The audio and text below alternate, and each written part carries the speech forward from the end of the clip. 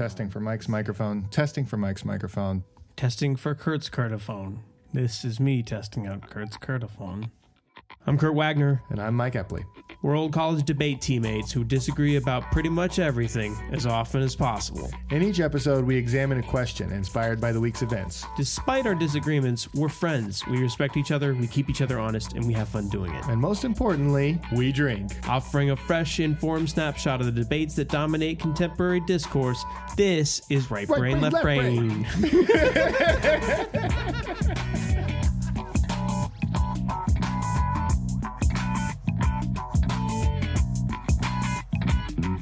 What's up? What's up? This is Left Brain Mike And coming I'm to Right you Brain live. Kurt. Wop. I jerk it at work. I like to take a break and go masturbate. What's up? Welcome to Right Brain Left Brain, the champagne of podcasts. This episode of Right Brain Left Brain is brought to you by way of... Motherfucking Crown Royal, baby, blended Canadian whiskey. You know what they call Crown Royale in France, right? Wait, did I already fuck that joke up? Do they call it Crown Royale? Crown Royale with cheese. Pulp Fiction. I like it. Also, this episode of Right Brain Left Brain brought to you by the Kraken Black Spiced Rum, a favorite, 94 proof. That means 47% alcohol by volume. If you're wondering if we've had some, the answer is yes. And by Denogginizer IPA. So named because it D's your noggin. Is that why? and also by way of Budweiser, the king of beers. Fuck yeah. Let's go. Oh, yes. Cheers. Cheers. Oh, yeah. So we just want to start off at the top by saying a big thank you to our loyal listeners. Yes, thank you. We love you all. We do love you all. Thank you for telling your loved ones, your friends, your enemies, your frenemies about our show, particularly your frenemies and enemies. Like, for real, it's the best way that we grow. If you see a social media post from Right Brain Left Brain, go ahead, click share. It doesn't hurt. It might hurt your reputation. Otherwise, it doesn't hurt. It will actually hurt your reputation. Yeah, but it will also help the show. So it's worth it, right? Or your money back. That's right. That also reminds me, thank you so much to our Patreon subscribers. We were super nervous in the beginning to ask for money because we both suffer from massive imposter syndrome. Mm-hmm. And not just the fact that we're impersonating podcast hosts who are successful, but I also murdered the real Right Brain Kurt 20 years ago. And look, we need your help to keep this show and this disgusting charade alive. And already y'all are out there answering the call. Yeah, so we have some subscribers already. It's awesome. We're super thankful. So much. Yeah. We are so thankful. Watch out, of course, for our bonus episode coming in a couple of weeks. It's going to be great. So what have we been up to lately? You been up to anything interesting, Mike? Yeah, well, yesterday the gas man from PG&E came. PG&E, who is yet to go out of business, but it's pretty imminent. Hey, they got a big ruling in their favor, and they're not going to be as financially bad off as they are, or as they were projected to be, and which is good for you because they were able to help you the other day. Yeah, that's right. The gas man came out because our house heater hasn't been working in our 2,000-year-old house. So being the cheap guy that I am, I called PG&E and pretended that it was like a risk that maybe there was gas because it's a gas heater. So naturally, they sent someone out. They filed it as an emergency. I felt a little guilty because really I just wanted him to tell me why our thermostat wasn't working. But then he gets down there and he's looking at the heater and he's like, you have a lot of pretty serious gas leaks down here. He sprayed some soapy water on one of the contact points on the gas pipe and it just started blowing bubbles of gas. So that's a problem. But of course, our landlord thinks that we live in a deluxe condominium, so he was never going to do anything about it. Luckily, the gas man, who was an awesome hero, fucking fixed all of our minor gas leaks, and now we're living in an environment that is only 98% deadly. There you go. Why should your landlord spend money on, your precious rental income on fixing up this place when PG&E will come and do it for free as long as he damages the heater and spews gas everywhere first? I just think San Francisco landlords are the greatest. Well, I'm uninclined to agree with your analysis because as much as I am a critic of the left-wing way of running the rental market the way San Francisco does, let me tell you, I fucking use it. So one thing that you should know about me is I sublet an apartment in San Francisco that I still claim to live in and I vote in. And well, I mean, I do. I mean, like I rent there and I sublet it, and sometimes it's my space, sometimes it's not. And then I have my apartment outside the city that I live in with my wife. So anyways, my old landlord at my sublet sold it to this new landlord. The new landlord immediately tried to raise the rent by like 20% or something on like right after collecting his first month of rent, which is totally illegal. And he noticed San Francisco don't play that. Yeah, no, I know. Well, but the thing is, the landlords will try because they'll always try. He notified us by individual emails, and I immediately responded by asking him, where's the paperwork from the San Francisco Rent Control Board approving the rental increase? Got no response. Then he sends out a mass text saying, sorry, there was an error with the mass email system yesterday. We're not raising the rents. And I'm just like, yeah, you're not now, but you would have tried. And if you were going to see if everybody was going to take it, and then if you could just get away with that. And then you sent a group text to everyone saying, you're welcome, sincerely, right brain Kurt. Yeah, well, I mean, he's going to try to do whatever he can against you. And if you need to know what legal rights are at your disposal so that you can use them for when you need them. Yeah, for sure. If you live in San Francisco, the rental market is a huge pain in the ass, but you should know that the rental laws are very much on the renter's side.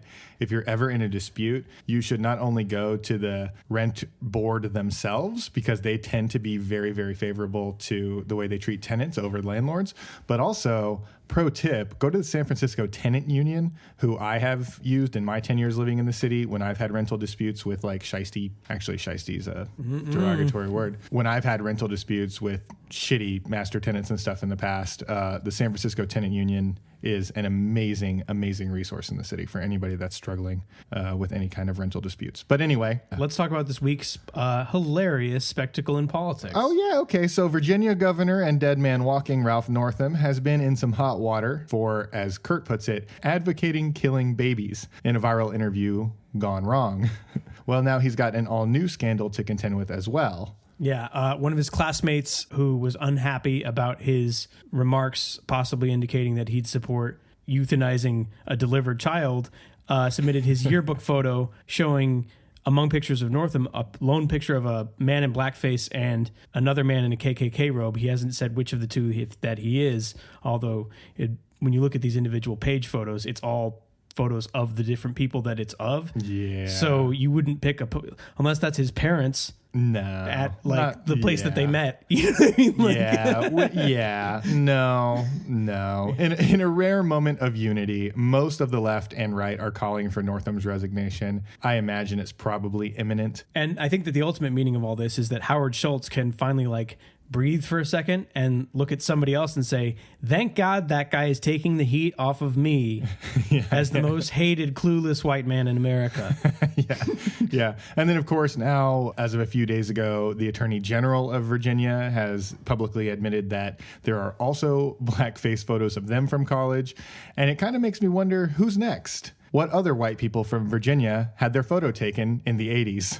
Right. Well, and then also, to make it more complicated, the second in line for Virginia government secession is embroiled in a scandal where he's accused of sexual assault. So not the best week for Virginia. Nor for the Democrats in particular, at least in that state alone, you can say that. Hey, you know what? Fair enough. But in something that some Democrats see as a hopeful moment, Beto O'Rourke has confirmed that he's considering a 2020 presidential run, and he will announce soon whether or not he's going to run. Yeah. So he's announced that he's thinking about running. Yeah. And I would also like to announce officially here today, I'm also considering running for president in 2020.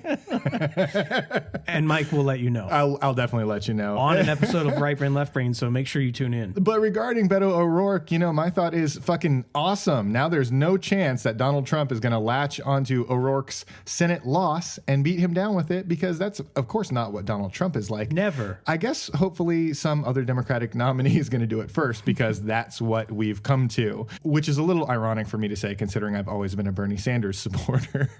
But if he does run, We'll then do an we'll do an episode. episode on for Beto sure. O'Rourke's chances and his story overall. Yeah, for sure.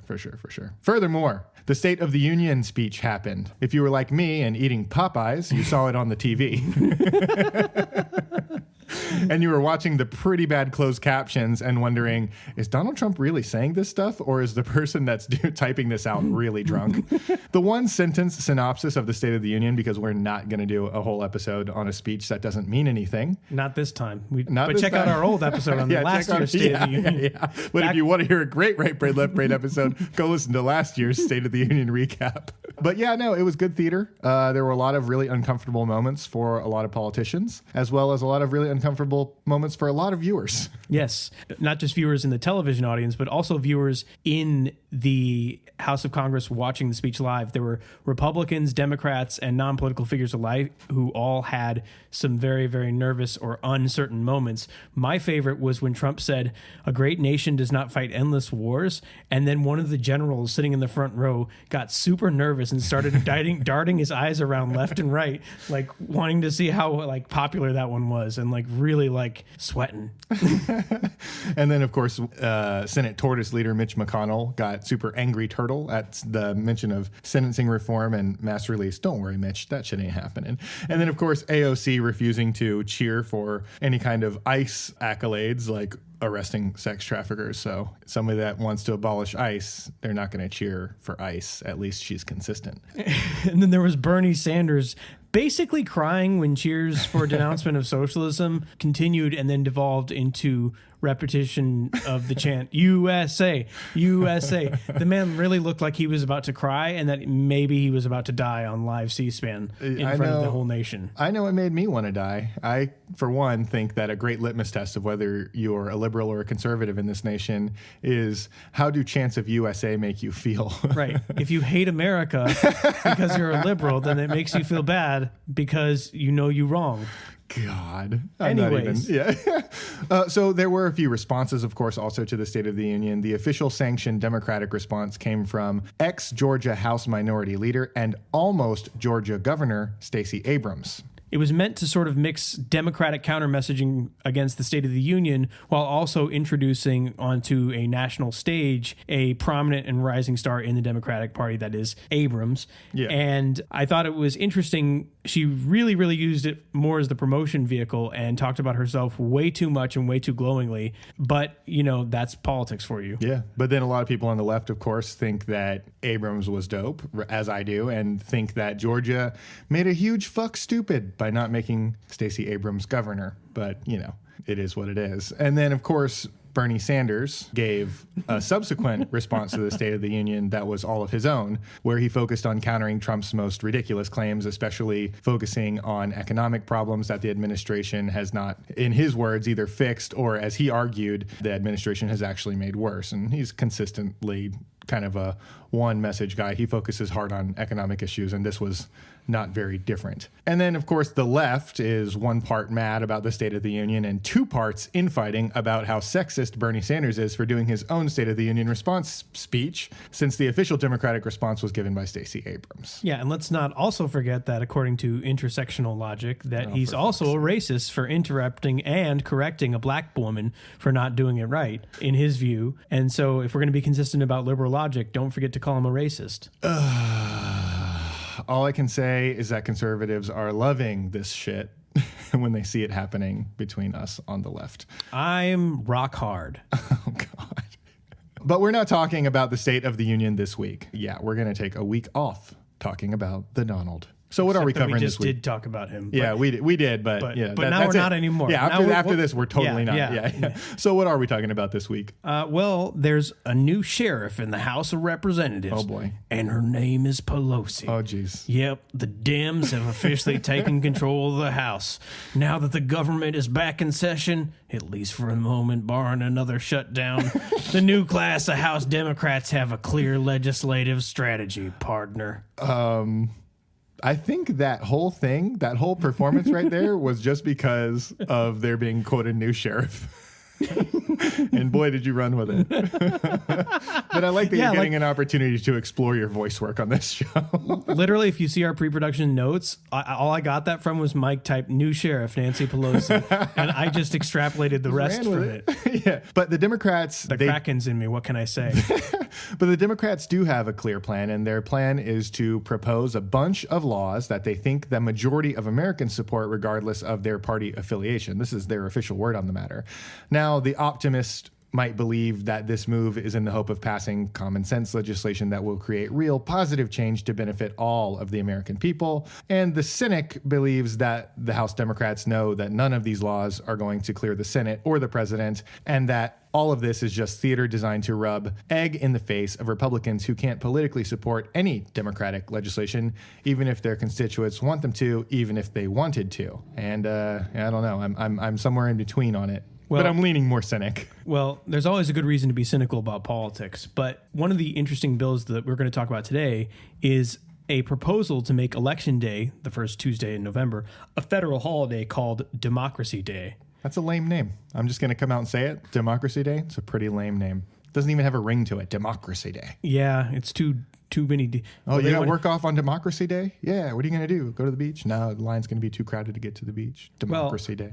What people would do at that time is subject of partisan conjecture, and we'll get to that in a moment. But yeah, they really want to make it a federal holiday. So what the fuck is a federal holiday? Well, federal holidays are designated by the United States Congress in Title V of the United States Code. Government workers get the day off and are paid for federal holidays, and some, but not all, private businesses also elect to give paid time off, or at least the day off without pay to certain federal holidays like Christmas and like Thanksgiving. 3 or 4 big ones. There's a couple of big ones. They apply to federal institutions and employees, but as a general practice, many other institutions like banks, post offices, schools, things that are deeply connected to the government, and then some private businesses are closed on these federal holidays. House Democrats are proposing making Democracy Day, the 11th holiday, on a list that currently includes, can you name them all? New Year's Day, Martin Luther King Day, Washington's birthday, sometimes mislabeled President's Day, by the way, but in law, it has been defined as Washington's birthday, Memorial Day, Independence Day, Labor Day, Columbus Day, Veterans Day, Thanksgiving, and Christmas. Xmas.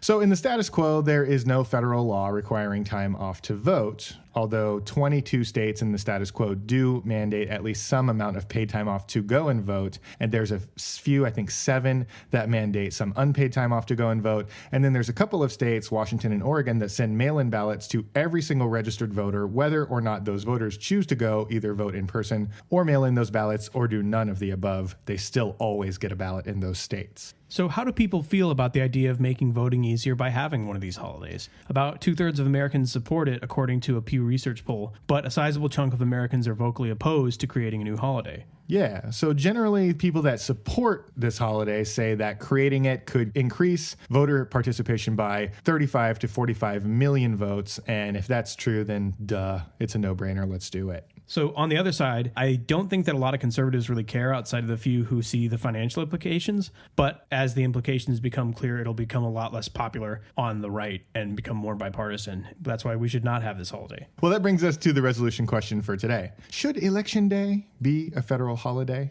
I say get back to work. And I say work? What's that? I'm getting paid to vote. And right now, because of you, our loyal Patreon subscribers, we're getting paid to drink. So let's drink.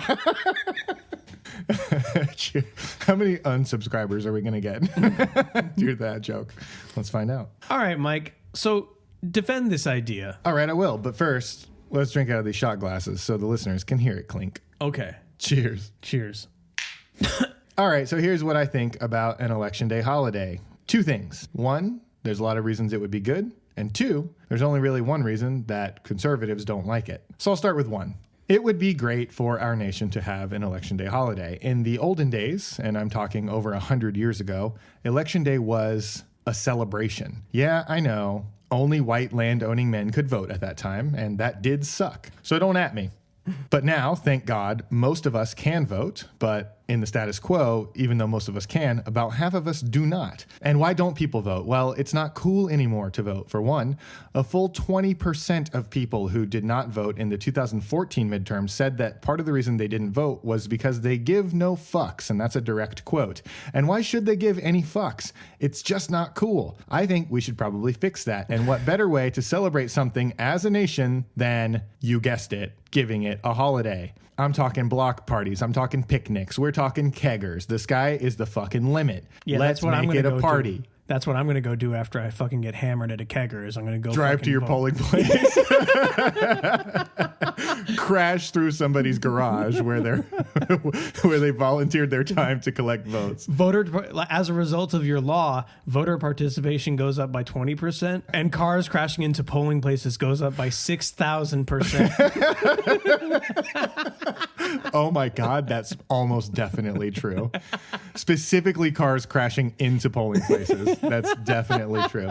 But there's another good reason why you want to pass this law, because about 35% of people who didn't vote in the 2014 midterms, and I keep bringing up the 2014 midterms because it was extensively studied in terms of voter turnout. Out of the people that didn't vote, 35% of them said that they didn't vote because of conflicts with work or school. And an election day holiday would solve this problem for a lot of people. We're talking millions of people by some estimates. But now I want to talk about the reason that I think congressional Republicans really do not want this holiday enacted, despite 70% approval among the American people. They don't want working class people voting. Boo. Are you booing working class people voting? That's fucked up, man. Your portrayal of us, that's my disagreement. Of the people who do not vote for practical reasons, the majority of those are working class people who don't have time and energy to work and then go vote, and they can't afford to take a day off or time off from their day, or they're simply not allowed to take that time off. Sure, some states have laws that technically guarantee that workers can leave their job to go vote without losing pay, but just try it and see how much other stuff your boss suddenly comes up with to use against you when he brings you into the office to fire you. Oh, now there's a policy against sexual harassment. Oh no, you're not fired because you left work to go vote. It would be illegal for me to fire you for that. No, you're fired for these 20 other tiny reasons that we lumped together just now. Furthermore, more voter turnout historically means more votes on the left. If you want some proof of that, go look at the turnout numbers in the 2008 general election. This has been true ever since the Democrats have been seen as the party of labor unions, poor people, minorities, working class families, and immigrants. It may sound all too evil for me to say that Republicans don't want people voting because they'll go vote for Democrats, especially if you are a conservative listener who's like, I don't always get to vote because I'm working. But you, that conservative listener, are probably more likely to support this kind of legislation than your elected leaders are, because the leaders have looked at the demographic reports and say, oh shit, the Democratic lawmakers are going to get the edge if more people go and vote. And make no mistake about it, they're cynics. And if you don't want to take my word for it, ask Senate Tortoise leader Mitch McConnell, Cocaine Mitch himself, who in a rare moment Good old Cocaine Mitch. who in a rare moment of, as Vox puts it, quote, saying the quiet part out loud, which I just love that, called the idea of an election day holiday a, quote, Democratic power grab, saying, quote, just what America needs, another paid holiday and a bunch of government workers being paid to go out and work on Democratic campaigns. This is the Democratic plan to restore democracy, a power grab. God bless that man. That guy is the worst. And with that, I rest my case, and it's time to drink. That is to say, let us.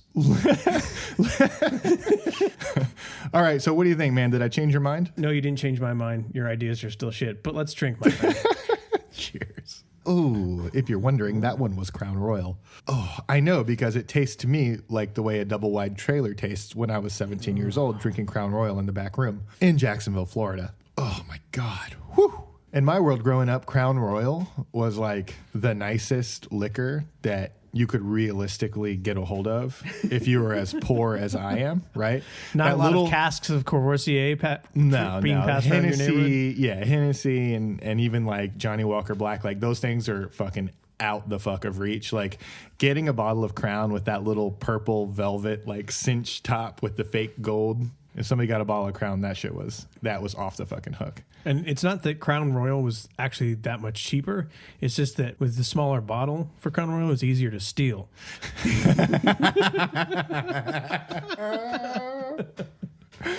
How much stolen Crown Royal have I drank? Is it enough stolen Crown Royal that I can leave that joke in?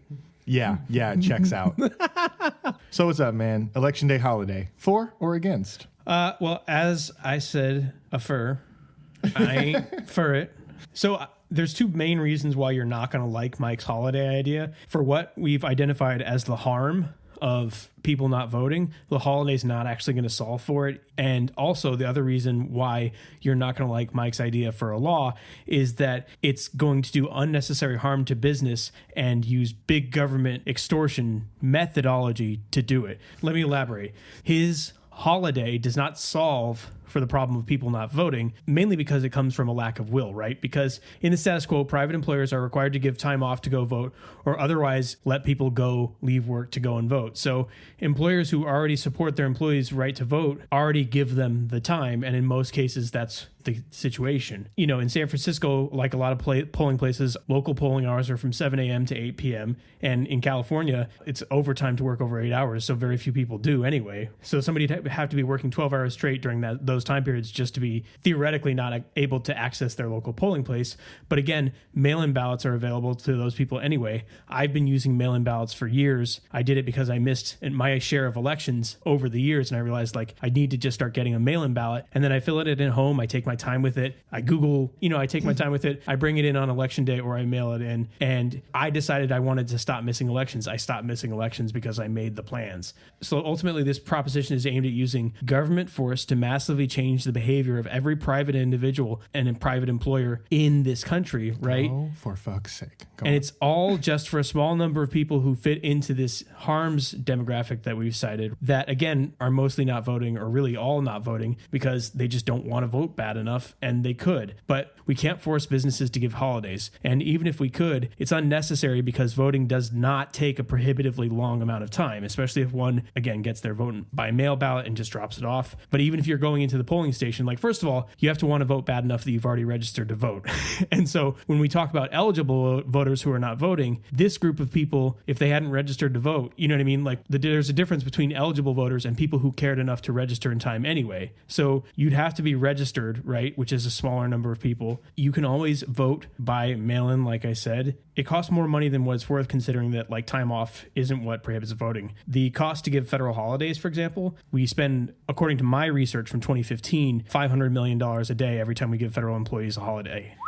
And then let's also think about the cost of the overall economy, because in the recent government shutdown, our friends on the left, the Democrats, were saying that every day that government employees are not working, it costs the economy billions of dollars. So we're talking about the proposition of really ultimately billions of dollars forcing behavior that people would not voluntarily choose to do just for this small amount of people who, when you boil out the discrepancy between eligible voters and people who care enough to vote that have already registered, you're talking about a very, very tiny number of people who are even claiming not to have the access to vote. And they do have the access if they make the preparations. So Cocaine Mitch is right when he says this is just a power grab, because all it would do is it would create a federal holiday so that people who are overwhelmingly Democratic, union government employees could go out and organize and bring more Democratic voters to the polls and rig more elections like they did for Beto O'Rourke in Texas recently, which is, you're Democrats, it's in your nature, but...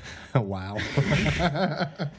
I need a fucking drink. Are you done? Yeah, I'm done. All right, son of a bitch. Here's a couple of okay arguments and mostly bad arguments. Thank you. That's the nicest thing anybody's ever said about me. All right, you shitbird. So a couple of key contention areas that I'm seeing are, number one, how difficult is it really to vote / why is it that people don't vote at high numbers? And another one, of course, is the cost of instituting a holiday. Actually, there is one sort of minor thing I want to bring up at the very beginning, which is that Kurt made this paranoid conservative argument that conservatives love to make, that, quote, this proposition is aimed at using government force to massively change the behavior of every private individual and private group for just a small number of people who fit that demographic. So my first response is that Even you God, acknowledge what it. have they done? I could hear the pearls being clutched.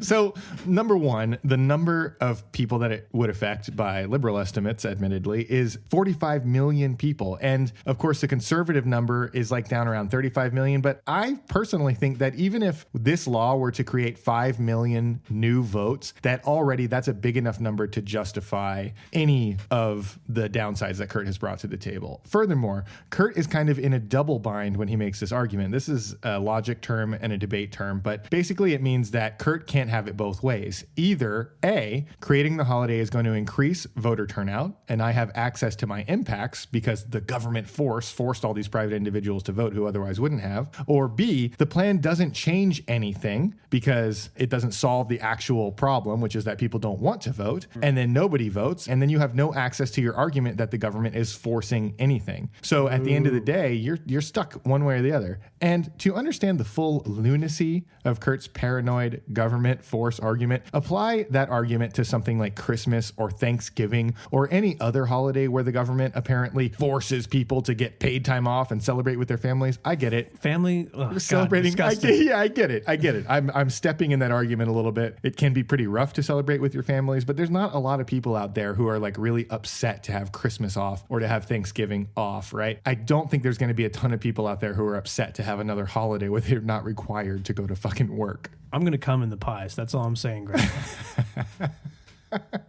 Furthermore, you said that voting doesn't take a prohibitively long amount of time. And I think that for many people, the amount of wait time might be somewhat true. The wait time at the polling place on average is like under 20 minutes, which is pretty rad, actually. Yeah.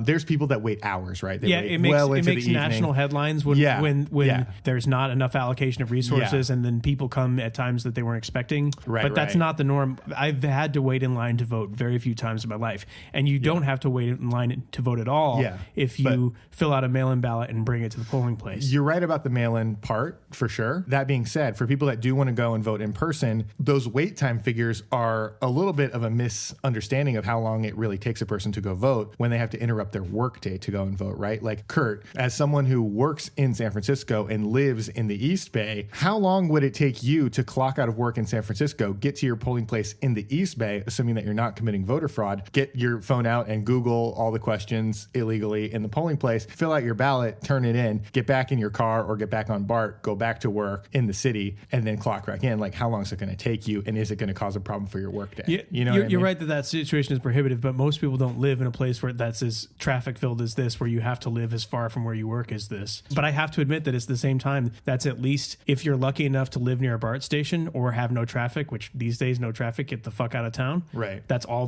day and all night now, like Los Angeles. That's at least a 3-hour endeavor. Yeah. And then if you're lucky enough to live near BART, and if you don't live anywhere near BART, then you're talking about more time. And I know people who have a 2-hour commute every day, 3-hour commutes every day. Yeah. You meet those people. For sure. Well, yeah. And I think that brings up the real reality that we both see in our lives, which is on that Tuesday, if you got work that day, you go to work, you get off work at your normal time. You don't fuck with leaving work to go vote. Maybe you get away with leaving a little early to go vote if you can swing it. But then you go home and then you get to your polling place and you either do or don't vote from there after work if you can get in before 7 or 8 p.m. when the polls close. I mean, right?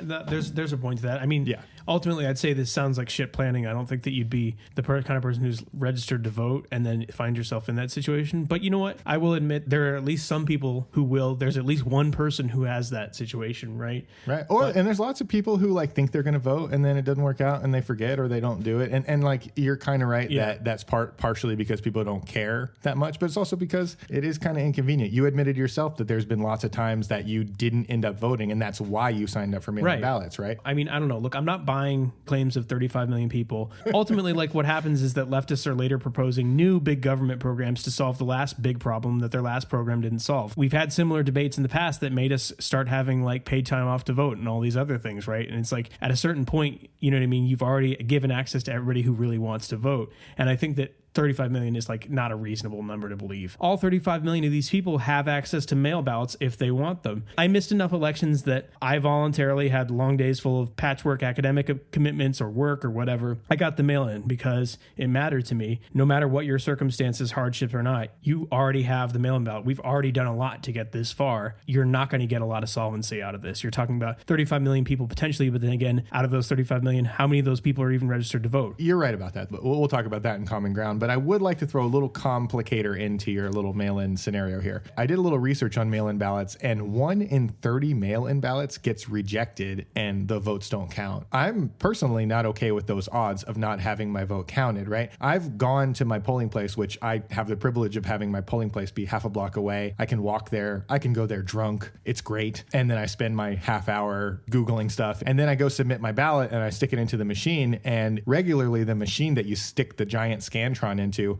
will spit a page out and be like, no, you did something wrong. And there's a guy right there that there's a person there that helps you out. It's like, you fucked up right here, fix this, you fix it, and then it accepts the page. But when you mail your ballot in, there's no one there to send it back to you and be like, hey, you need to fix this. They just toss your shit out. So that is a definite downside to the mail-in ballot thing. I think you should. And you know, yeah, like all I can say is that when you submit your mail-in, if you bring your mail-in ballot in, you get a receipt saying that you turned it in, but it doesn't get evaluated for whether or not it would be rejected. And so right. I would imagine that 1 in 30 also includes people who got their stuff in not by the postmark, and it also includes people who've made other mistakes or are not eligible. But I would say that at least some of them are people who mailed it in and did everything right except not making their marking clear, you know, in one of the races or something. So yeah, I don't know if that invalidates the whole ballot, but I mean, it's something worth thinking about and something that I think is a point in your favor. Yeah, and I'm not really saying like mail-in ballots are bad. I'm just saying that mail-in ballots are not necessarily the best counter plan to having an election day. Less audited by you. Yeah. And just going in and turning in your ballot. I would say at best we should probably have more mail-in ballots and an election day holiday, right? But let's talk about the costs. Kurt makes this argument that holidays cost the government $500 million for each government holiday where people are getting paid but not going to work. I think personally that number is dubious at best. Now, by my research, the only direct study of this that I could find was from the Congressional Budget Office, and that was studied in 1999. The number then was $200 million. Now, admittedly, that was going on 20 years ago, and I'm sure it's more expensive now, but I'm citing figures from 1999 from a primary source. Kurt's citing figures from 2015, but I looked at his source and it's like a fucking conservative blog post that doesn't have a link to a primary source. So the size of government's grown a lot since 1999. Maybe it's 500 million. I don't know. Maybe it's even 600 million. For the sake of the terms of this debate, I think I can even give you 500 million. I could say, okay, it costs $500 million a day to create a federal holiday. The thing is, $500 million is 1/100th of 1% of our federal budget for this country. 1/100th of 1%. That is like 2 presidential helicopters, 2 VH-71 Kestrel helicopters, and in the status quo, we have like 28 presidential helicopters.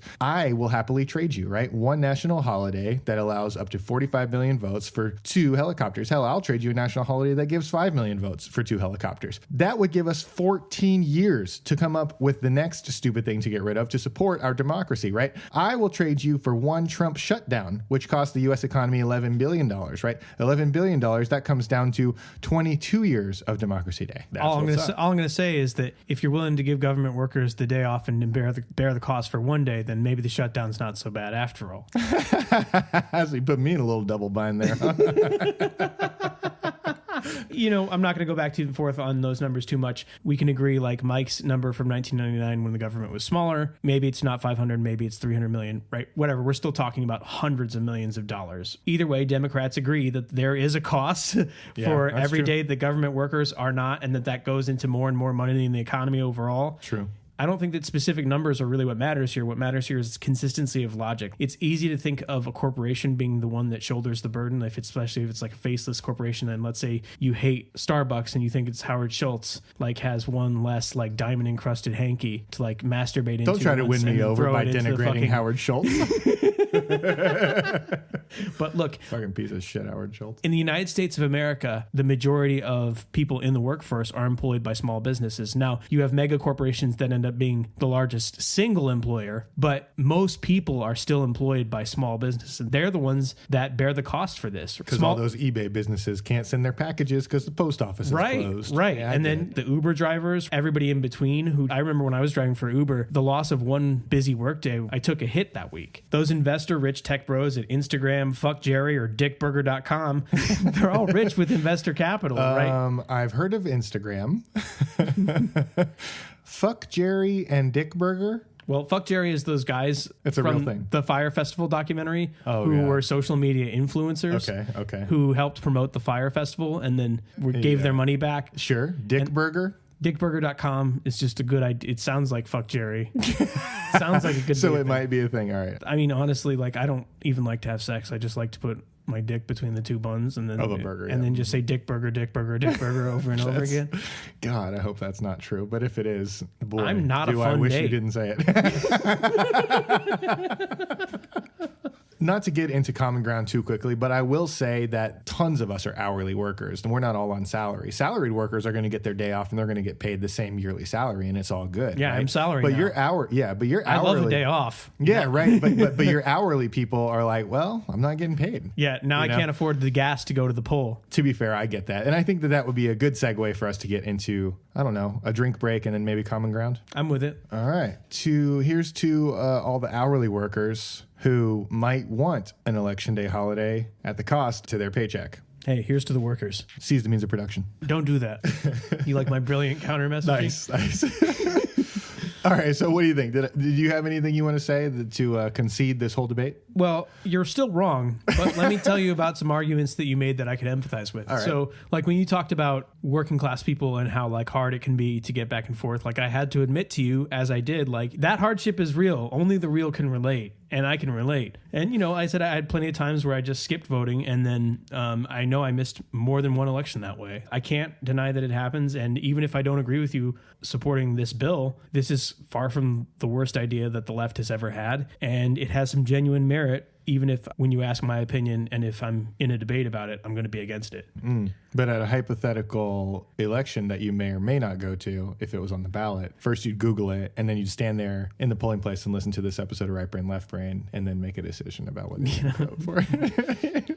Okay, Kurt is right about a couple of things. He's definitely right that there are some people who could vote if their life depended on it, but they just don't because they don't care that much or because it's inconvenient. I mean, fuck, a lot of them said they just don't have fucks to give, and a holiday's not necessarily going to change that. I don't know how many people there are that fit that bill, but I do know that they exist. I have known many of them throughout my entire life, and I still know many people who just don't care that much about too. going and voting. Kurt knows them. I know them. Every single listener that we're speaking to definitely knows those people. So That just made me being think said- about all my friends who are immigrants who are mad at those people on election day because they can't vote because they're Yeah, immigrants. man. I have tons of undocumented friends, and they're like, every time they see somebody, I'm thinking of a lot of people who are legal immigrants too. Well, there's a lot of people who appreciate the value of democracy. Yeah. And as Americans, we aren't faced with the risk of losing it, and we're not faced with the reality of not being able to participate in it if we wanted to. Shout out to our favorite fascist Viet. Those people ask, like, why didn't you vote? And I'm like, I was tired after work, and I didn't want to miss the Connors. I didn't want to miss The Voice. I didn't want to miss This Is Us. Like, if you're my parents, I didn't want to miss Dawson's Creek. Like, why was my mom watching Dawson's Creek when I should have been watching it? I don't fucking know. But that's the way my life was. She must have known something was up with the minister. All of those other ways to make it easier and more convenient to vote that Kurt's talking about are Oh, wait, that was the father from Seventh Heaven. My bad. yeah. Oh my God, Seventh Heaven. Oh, Jessica Biel. Kurt is right that early voting is a great way to get out the vote, right? You got to make sure that you fill your ballot out, do the mail-in ballot, then use the holiday to fucking go to the movies with your family, whatever. Should we go to like some common ideas? Yeah, let's just go to the things I think we can agree are like common observances and things that we can come to at the end of this. For sure. So like we agree that more voter turnout is good. No matter how easy or difficult it may be, that voting is usually at least a little bit of a hassle. And we agreed that there are not just one way, but many ways to make voting in America a lot easier. There could be longer voting periods. There could be more polling places. Like we could make it more accessible and easier to understand how you get into the early voting or absentee voting or mail-in remote voting. Yeah, we could just do like Washington and Oregon and send everybody optional mail-in ballots every single election. That might make it a lot easier for people to be like, oh yeah, I got this ballot sitting on my coffee table. Maybe I'll fill it out. Also, weekend voting, right? Lots of democracies do weekend voting.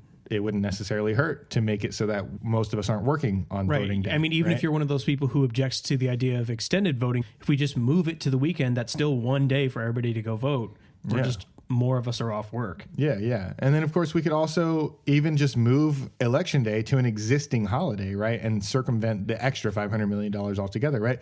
How about Veterans Day being a day for voting, right? It would be in theme, right?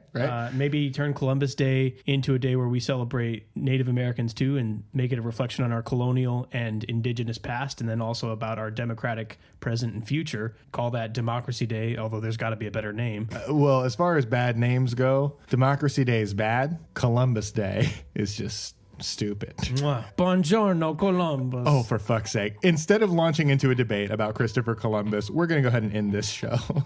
Thank you, everybody, for listening. Thank you so much. Find us on social media. Share, comment, like. I'm Left Brain Mike on most social media. Also on Instagram, Left Brain Mike. And I'm Right Brain Kurt on Twitter, Facebook, Instagram, and Gab. Gab, huh? Wow. Yeah. I never knew that you were a Nazi. The show itself has accounts. RBLB Pod on Twitter, Pornhub, and Instagram.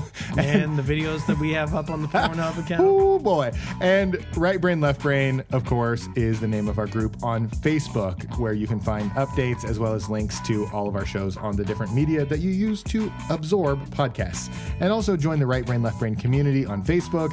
If you are dying to explain why Bernie Sanders should not have given his own State of the Union response, please, I invite you, I dare you, post it there, and I will be happy to personally rip you a new one. On that note, I'm Right Brain Kurt. And I'm Left Brain Mike. Until next week, you should probably eat lots of fiber. Wear sunscreen. Also, you should probably Google how to properly use a can opener. I swear to God, it will change your life. The show isn't any good, but that's the real reason why you tune in is can opener tips. We also want to give a plug here at the end of the show. Some friends of the show are putting on a musical in Pinole, California, here in the Bay Area. It's called Lucky Stiff. Lucky Stiff. I went to go see it. It's great. It's really funny. It's an awesome musical. It's running through February, so if you can get tickets, they're running through every weekend this month. Pinole. I graduated college. I bought this here Crown Royal to celebrate. You bought it? What'd you buy it for? You can just steal it. The bottle is small.